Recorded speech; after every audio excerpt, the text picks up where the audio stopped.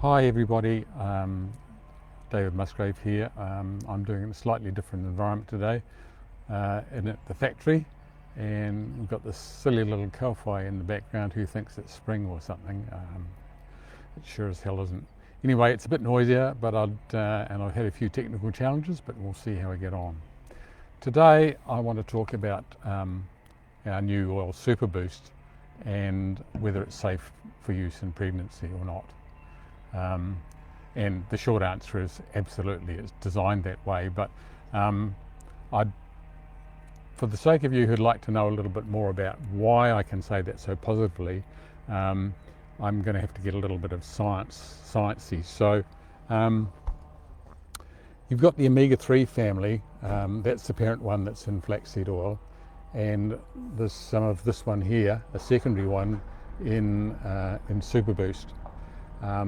You might recognise EPA and DHA as the ones that are commonly found in fish oil. The other side of the story, the omega-6 essential fatty acids, you've got LA, which is again in flaxseed oil and Super Boost. You've got GLA, which is in Super Boost, and AA, which comes from having a lot of meat in your diet or way too much omega-6 oils in your diet. So those are the kind of players that I want to talk about. So GLA, that's the potential problem one for many women, because it's not uncommon to read online that GLA, even from evening primrose oil or blackcurrant seed oil, should not be taken during pregnancy, because this, hang on, I'll go back a step. You've got, the body makes little hormones, messaging hormones called prostaglandins from some of these oils. So you've got this PG1, 2 and 3. Now, most people think of these as being either anti-inflammatory or inflammatory, but they do way more than that. A lot of the cellular messaging happens with prostaglandins. So when you're pregnant, PG1, the prostaglandins made from GLA or evening primrose oil, are the ones that can help terminate the pregnancy. So that's, if you just have evening primrose oil, that's a potential problem and something that you should avoid. Now, the neat thing about all of this is it's about the balance. So these guys here, the PG1 and PG3, are the two anti-inflammatory ones that counteract the effect of this.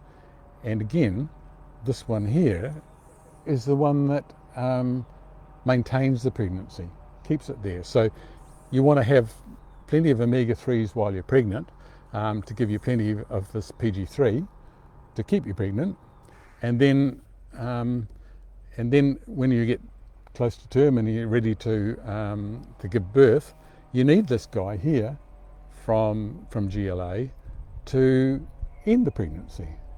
So this isn't bad, it just has its job to do, and if you don't balance it, it's always about balance. If you don't balance it with this guy, then you have a problem. So when I was designing Super Boost, of course I was aware of this, and so I have got very carefully balanced ratios of